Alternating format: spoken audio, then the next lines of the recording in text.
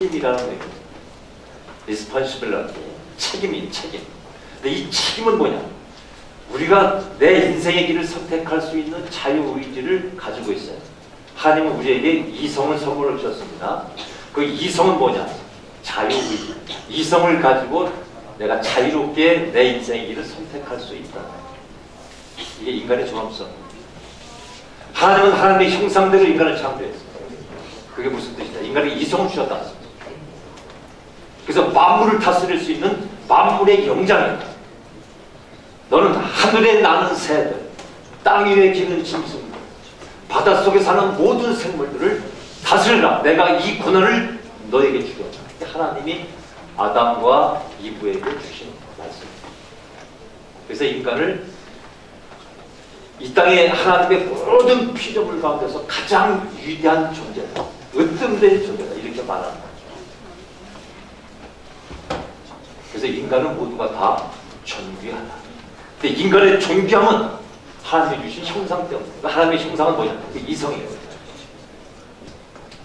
그럼 인간의 이성을 통해서 인간은 자기가 선을 선택할 수도 있고 악을 선택할 수도 있는 겁니다. 여러분이 죄를 선택할 수도 있고 선을 선택할 수도 있고, 여러분 착하게 살 수도 있고 악하게 살 수도 있고, 여러분이 죄를 짓고 살 수도 있고 좋은 일을 하며 살 수 있는 거예요. 여러분의 이성에 따른, 여러분의 판단에 따른 결과입니다. 판단에 따르는 선택입니다. 근데 여기서 중요한 것은 여러분이 자유롭게 선택할 수 있는데 그 선택한 결과에 대해서는 책임을 져야 된다. 이게 프리덤 앤 데스티니입니다. 실존주의 철학의 명제입니다. 내가 자유의지를 가지고 내가 선을 선택했습니다. 그 여러분 인생 길이냐? 여러분의 운명이고, 그러면 그 모든 결과는 여러분의 책임입니다. 여러분이 죄를 선택했어요. 나쁜 길을 선택했어요. 여러분이 선택합니다. 하나님이 여러분을 죄짓게 한 게 아니에요. 그럼 그 결과는 누구의 책임이냐? 하나님 책임입니까? 아니에요. 하와가 뱀의 유혹을 받아서 선악과를 따먹었어요. 하와의 책임입니다. 하와가 자기 사랑하는 남편 아담을 유혹해서 선악과를 먹게 했어요. 부부가 공동으로 죄를 지었습니다. 누구의 책임이에요? 하와의 책임입니까? 아니요. 아담 본인의 책임입니다. 그래서 하나님은 아담과 하와에게 징벌을 합니다.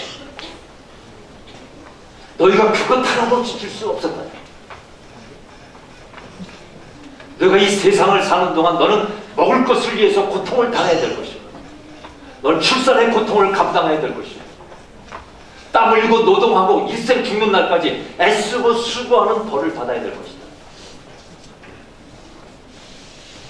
본인들이 선택한 결과로 하나님의 징벌을 받는 것입니다. 그래서 우리가 산다는 건 뭐예요? 고통을 인내하고 고통을 극복하고 고통을 참고 살아나가는 것이 인생입니다. 누가 나에게 물어요? 언제까지 이렇게 힘들게 살아야 됩니까?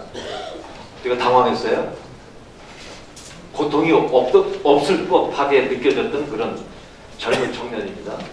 그래서 제가 한마디로 대답했어요. 저는 항상 생과 사의 갈림길을 인도해주고 상담해주는 목회자의 생활을 40년 했기 때문에 내가 벽지화장들을 100번을 갖다 놨어요. 항상 생과 사의 경계선을 넘나드는 삶을 살았어요. 내가 20대부터. 한번 딱 이해했어요.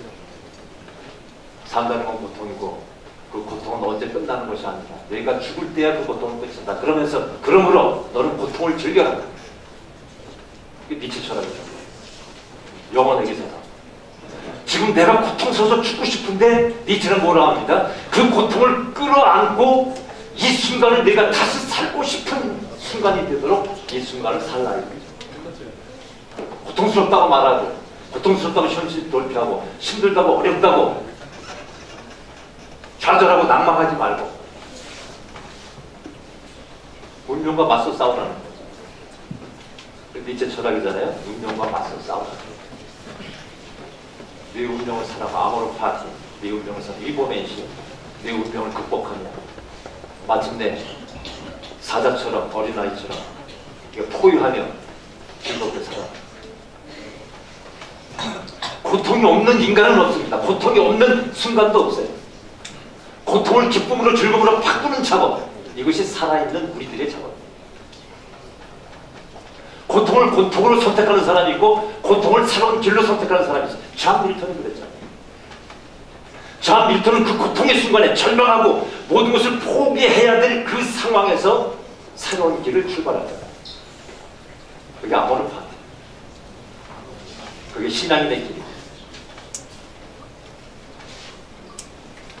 그 고통 속에서 내가 자살을 선택하고 그 고통 속에서 절망을 선택하고 그 고통 속에서 죄를 선택하는 거예요.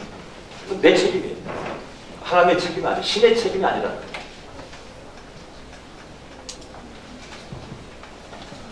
그리고 그 결과에 대해서 너는 죽는 날까지 땀 흘리며 수고하며 노력해야 될 것이다. 내가 음식을 얻기 위해서 노력해야 되고 아이를 낳기 위해서 고통당해야 되고 땀 흘리고 수고하는 노동의 수고를 내가 죽는 날까지 해야 될 것이다. 자, 좀 어려운 얘기입니다. 마르틴 루터는 예정론을 얘기했어요. 왜 마르틴 루터가 예정론을 얘기했냐면 마르틴 루터는 수도사입니다. 수도원에 살았단 말이죠. 중서에. 그런데 이 수도원에서는 날마다 뭘 가르치냐. 너희들은 죄인이다. 다 이걸 가르쳐요. 날 때부터 너희들은 아주 지옥에 갈 아주 죄인들이다. 네 생각에 죄가 있고 네가 알고 지은지 모르고 지은지 네가 말하고 지은지 뭐 자중에 그 죄를 느끼고 지은지 느끼지 못하고 지은지 이러면서 모든 이 세상에 그냥 죄를 그냥 많이 만들어가지고 너는 죄인이야. 너는 나쁜 놈이야. 너는 지옥 갈 거야. 이걸 가르쳐요. 중세 수도원에서. 그러니까 뭐 하라고요? 먹지도 말고 자지도 말고 인생의 즐거움은 아무도 누리지 말고 무조건 너는 노동하고 광야에 나가서 그냥 너는 금욕하고 절제하면서 그냥 기도만 해라. 마르틴 루터가 너무 고통스러운 거예요. 매일매일 사는 게 뭐예요? 내가 지옥 갈 것 같으니까 지옥에 갈 것 같은 두려움 속에서 너무 고통스러워요. 그래서 루터에 대한 이야기를 읽어보면 루터는 매일 아침마다 고해성사를 했다는 거예요. 왜? 고해성사를 하지 않으면 죽을 것 같아서. 그러니까 아침마다 신부가 내가 내 모든 죄를 사하노라. 이 소리를 들어야 하루 일과를 시작할 수 있을 만큼 이 죄의식에 시달렸잖아요. 그러다가 마르틴 루터가 하도 그냥 자기가 죄인이라고 지옥에 갈 것 같다고 그러니까 그래서 큰 신부장 한 분이 그랬죠. 야, 너 지옥 안 가. 너 마음 편히 살아. 그냥 불쌍해서 매일같이 와서 고해성사하고 지옥 갈 것 같다. 야, 하나님과 구원하셨으니까 그냥 하나님만 믿고 그냥 살아 편하게. 그래서 거기서 이신득이가 나온 거예요. Justification. 오직 믿음으로 구원을 받는다. 솔라그라티아, 오직 신의 은총으로. 솔라 피데, 오직 하나님이 주신 믿음으로. 솔라 스크립트라, 오직 하나님의 성경만으로 우리는 구원을 얻을 수 있다. 그러니까 아무것도 염려하지 마라. 이 세 가지 주제는 뭐예요? 인간은 스스로 구원을 획득할 수 없다는 거예요. 근데 존 밀턴의 자유의지관은 이성을 중시합니다. 이성의 판단. 이성은 뭐예요? 선택이 결정. 내가 선택할 수 있는 거예요. 지혜를 선택할 수 있고 선을 선택할 수 있고 신의 인간에게 이성을 주고 그리고 이 이성을 통해서 스스로 선택할 수 있는 권한을 가지고 있다는 거예요. 이게 인간만이 가지고 있는 오스입니다. 다른 어떤 짐승도 다른 어떤 존재도 가지고 있지 않은 인간만이 가지고 있는 인간의 존엄성, 하나님의 형상, 이미지 오브 갓, 하나님의 형상으로 창조를 받은 인간에게만 주어진 이성, 이 이성을 통해서 너는 내가 내 인생을 선택할 수 있다. 대신 내가 선택한 것에 대해서는 반드시 책임을 져야 돼. 그럼 결론이 뭡니까? 인간의 자발적인 복종을 하나님은 원하신다.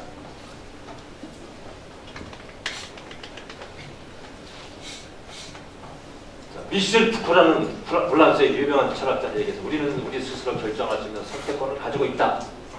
미국의 위대한 언어학자, 사회학자인 촘스키는 이런 논리를 펼습니다. 이 세상에 죄는 개인의 죄가 있고 사회 구조악이 있는데 자본주의가 극대화된 미국에서는 가난한 사람, 병든 사람, 못 배운 사람, 노숙자들 이런 사람들을 향해서 그 책임을 본인에게만 돌리고 있다. 넌 네가 공부 안 했잖아. 네가 일 안 했잖아. 또 네가 게을렀잖아. 그러니까 너는 이렇게 못 살고 너는 이렇게 병들어 죽어야 되고 너는 이렇게 길거리에 살다 죽어야 되는 거야. 이건 네 책임이야. 맞는 얘기죠? 틀린 얘기 아니에요. 근데 촘스키가 새로운 시야를 우리에게 얘기합니다. 개인주의적인 관점에서 고통당하는 이웃들을 그들의 책임만으로 이야기하지 말고 사회 시스템으로 그들을 이해하자. 경제 시스템이 잘못되지 않았나? 정치 시스템이 잘못되지 않았나? 사회 시스템이 잘못되지 않았냐는 거죠. 그들이 계속 가난하게 살 수밖에 없는, 가난하게 살다 가난하게 죽을 수밖에 없고 그 자식들도 계속 가난이 대변이 될 수밖에 없는 악의 구조가 있지 않는가 말이죠. 이것을 우리가 분석하고 이 사회 시스템에 문제가 있다면 이것을 사회 구조악으로 명명하고 우리는 노력을 해야 된다. 새로운 노력을. 무슨 새로운 노력?